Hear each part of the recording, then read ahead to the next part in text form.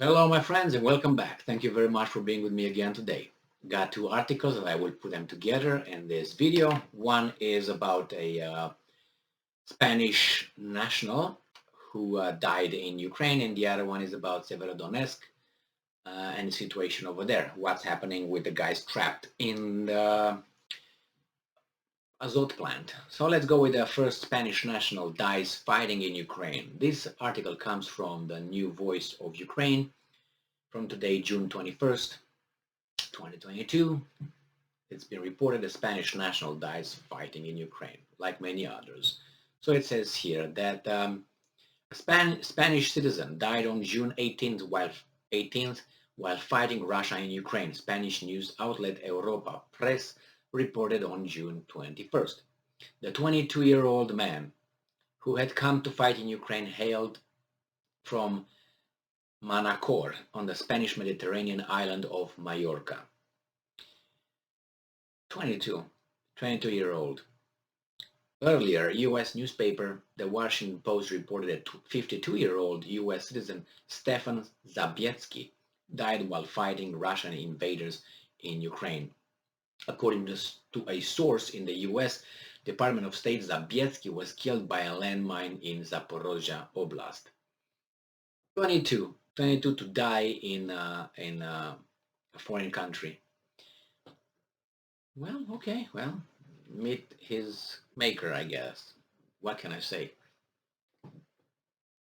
I'm pretty sure we're gonna find out about more foreigners, but I posted a video maybe 2 days ago regarding how many per the Russian military ministry. They said that about 3,000 foreign fighters were fighting on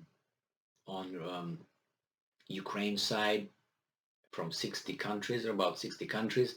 Now the Ukrainians claim that there are 20,000 foreign fighters fighting for Ukraine from 52 countries.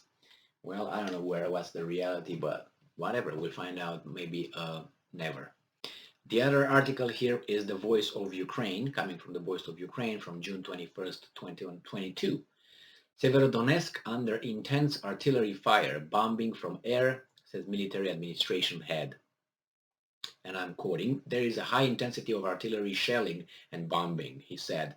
"The assault operations continue in Severodonetsk. The industrial zone and residential buildings near the industrial zone are being shelled.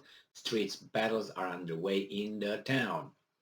The civilians that were trapped in Severodonetsk in the Azot chemical plant refused to evacuate.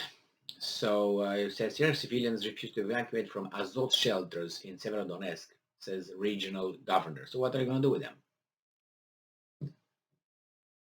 I don't know.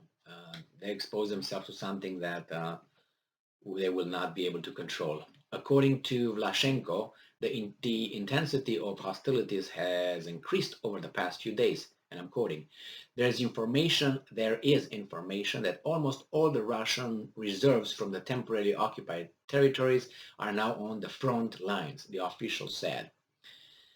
And there's an article here pops up and says, Russia has not abandoned its goal of crushing Ukrainian statehood. It was not the goal, but whatever, you got this idea from. Anyway, and I'm quoting again. So I think the battle for Donbass is now in full swing, end quote. I don't think so. I think they're advancing west slowly but surely. Now earlier, the president of Ukraine, Zelensky, said that the fate of the Donbass was largely being decided in the battle for Severodonetsk. Then it's already decided, I think. But while the battle for the town was one of the hardest fought in the whole war, I think it's already it's over over there. But because this is an observation, and I think facts reveal and support my observation. All the major fights between the Russians and Ukrainians occurred in cities, in towns, not outside, not like Kursk, battles with tanks outside on the fields and fighting. Is in towns. Now, I'm pretty sure not the Russians sent the Ukrainian army in the towns with the civilians, right? I think the Ukrainian army went into the towns with the civilians to defend the civilians while being surrounded by civilians. And this an observation is backed by facts. It's not me just, I woke up this morning and said, I think I'm going to say this. No, this is a fact. Almost all the fights that occur in cities, big towns. Now remember Paris in the Second World War, when the German army was approaching. What did Paris do? The leaders, they said, we will designate Paris as an open city. We don't want destruction. Armies are fighting armies, but we don't want the city to be destroyed. These guys,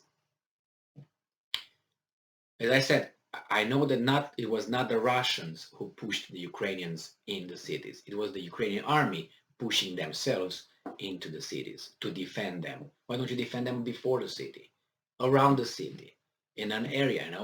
Remember Napoleon. When Napoleon was fighting all the coalition on the continent, plus the big schemers across the, and that was the fact. I'm not with Napoleon or not, but at least he got balls. We know who the schemers were, right? He fought all those coalitions created by those guys who were, safe and sound over there. They didn't attack. They didn't fight. If you remember, in towns, in cities, you can say, well, it was a different kind of warfare. Not really. A lot of towns were just, remember what happened with Moscow. When he got to Moscow, no resistance. They just burned down the Moscow, the Russians. And he was like, who does this? What's going on here? So the same here. I mean, look at Austerlitz, look at Waterloo. These are plains where they fought. And not only these two, there's many fights that they fight. And it was not like, oh, even the Vienna. When he got to Vienna, he got not fight in Vienna, like destroyed. It was, how do you call them? You remember when the Turks came to Europe, they sieged Vienna, for instance. But that was different times then. But now, I mean, you don't have walls anymore, so you can't defend yourself behind the walls. It's just it's an observation, and I would hold them also responsible for that. Not only the invading Russians. You say, well, I do whatever I can to defend my country. That's true, but don't you expose your civilians that you claim you defend to being shelled and all that? In Severodonetsk, they say, well, the residential area around the Azot plant is shelled as well. Why is that? Because you are over there with your military, and the civilians are over there. And the Russians said, what, past Wednesday, from 5 to 8, everybody out if you want to be evacuated. Did they come out? They refused. So what am I supposed to do? And just let you be over there and shoot me in the back while I'm going west? It's not going to work like that. So they're shelling them, they're killing them, and unfortunately there will be casualties on not only the military side but also on the civilian side. And it's unfortunately for every human, Ukrainians, Russians, whatever they are over there, to die like this because of some schemers. Schemers. Yes, that's what they are. Thank you very much for being with me again today. Stay strong, stay smart, look for the truth, and be just.